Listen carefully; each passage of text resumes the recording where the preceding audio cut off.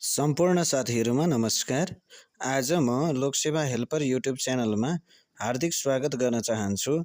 आज म 2082-83 का लागि मिति 2082 साल जेठ 15 गते अर्थमन्त्री विष्णु पौडेलद्वारा प्रस्तुत कुल बजेटको स्रोत व्यवस्थापन, खर्चको समष्टिगत विवरण सहित कुन मन्त्रालयमा कति बजेट गयो भन्ने विषयमा आजको भिडियो सम्बन्धित रहेको छ।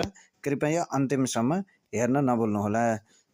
उपप्रधान तथा अर्थमन्त्री विष्णु प्रसाद पौडेलद्वारा आर्थिक वर्ष 82-83 का लागि कुल 19 खर्ब 64 अर्ब 11 करोड जम्मा बजेटको आकार रहेको छ। यसमा चालुतर्फ खर्चको विवरणमा चालुतर्फ 11 खर्ब 80 अर्ब 98 करोड 60.1% र पुँजीगततर्फ 4 खर्ब 7 अर्ब र 89 करोड 20.8% र वित्तीय व्यवस्थापन भनेको 3 खर्ब 75 अर्ब र 24 करोड 19.1% वित्तीय व्यवस्थापनमा खर्च हुने आकलन गरिएको छ।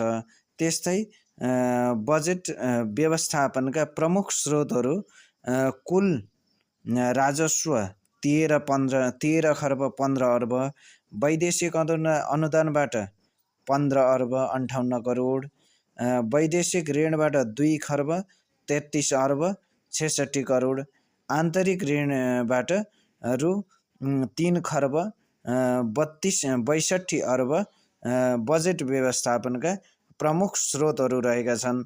त्यस्तै कुन मन्त्रालयमा कति बजेट पर्यो भन्दा सबैभन्दा बढी शिक्षा मन्त्रालय 2 खर्ब 11 अर्ब 17 करोड, त्यस्तै भौतिक मन्त्रालयमा 1 खर्ब 52 अर्ब, शहरी विकास तथा गरिबी निवारण मन्त्रालयमा 1 खर्ब 18 अर्ब 34 करोड, त्यस्तै ऊर्जा मन्त्रालयमा 86 अर्ब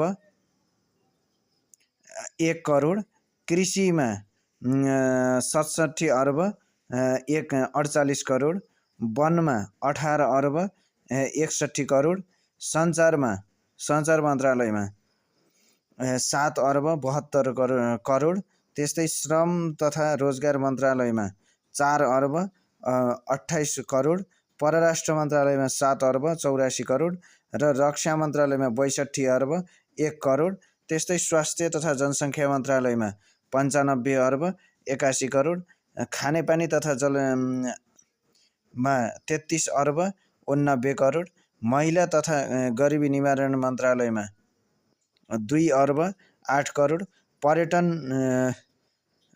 मन्त्रालयमा 13 अर्ब 28 करोड, उद्योगमा 10 अर्ब 14 करोड, भूमि तथा सहकारी मन्त्रालयमा 7 अर्ब 49 करोड, खेलकुद मन्त्रालयमा 6 अर्ब 8 करोड, गृहमा 2 खर्ब 8 अर्ब, त्यस्तै अर्थ मन्त्रालयमा 38 अर्ब 99 करोड रहेको छ।